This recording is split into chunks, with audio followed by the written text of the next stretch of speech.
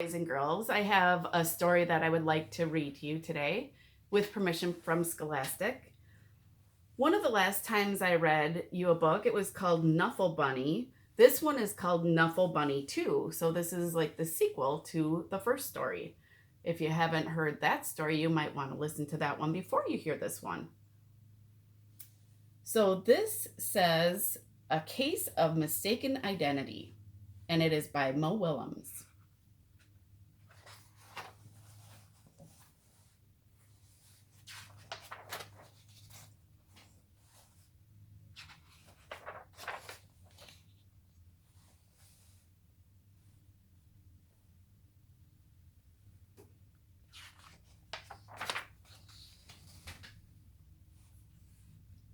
One morning, not so long ago, Trixie took a walk with her daddy. By now, Trixie really knew how to talk. Guess what I'm going to do? I'm going to show Amy, and then I'll show Meg, and then I'll show Margot, and then I'll show Jane, and then I'll show Leela, and then I'll show Rebecca, and then I'll show Noah, and then I'll show Robbie, and then I'll show Tashi, and then I'll show Casey, and then I'll show Connie, and then I'll show Parker, and then I'll show Brian, and talk and talk. Trixie was excited because she was taking her one-of-a-kind Knuffle Bunny someplace very special. Come on.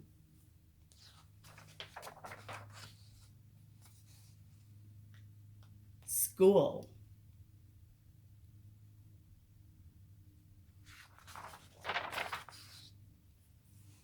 Trixie couldn't wait to show Knuffle Bunny to Ms. Greengrove and all her friends in pre-K.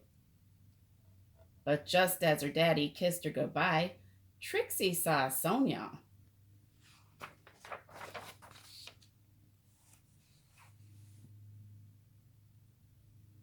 Suddenly, Trixie's one-of-a-kind Knuffle Bunny wasn't so one-of-a-kind anymore.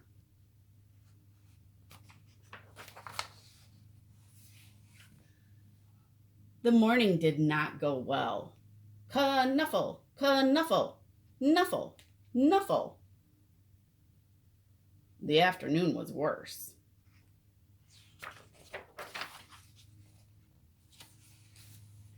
When the school bell rang, Miss Greengrove returned the Knuffle Bunnies. And the day got better.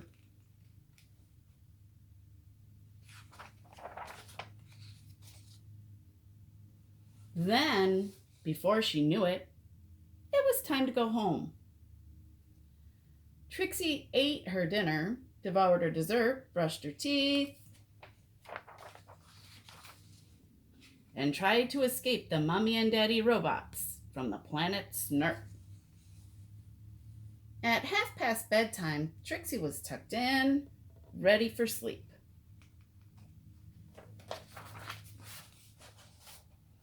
But a few hours later, Trixie realized something.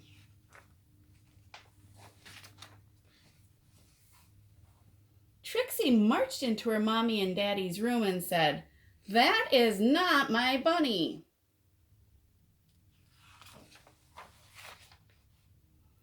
Trixie's daddy tried to explain what 2:30 a.m. means. He asked, "Can we deal with this in the morning?" Trixie's daddy went to the phone.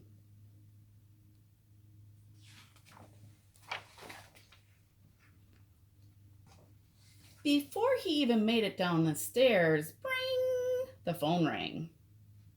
"We have your bunny," said a man's voice on the other end.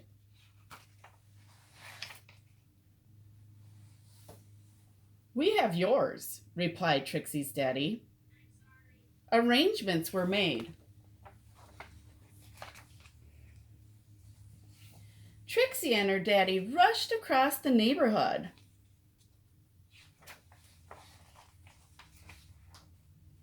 Trixie did not want to be late. Neither did Sonia.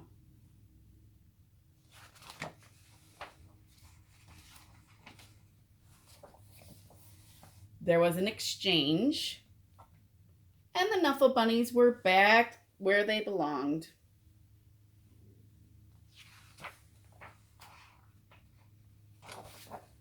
was so worried about my bunny, said Sonia. So was I, Trixie replied. Then they both said, I'm glad you got your bunny back, at the exact same time.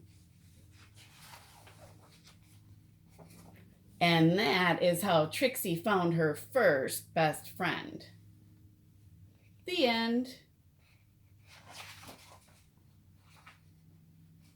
And the epilogue. The next morning, both Trixie and Sonia rushed to school. The new best friends had a lot of catching up to do. Do you want to play with my Knuffle bunny? Sure. Do you want to play with mine?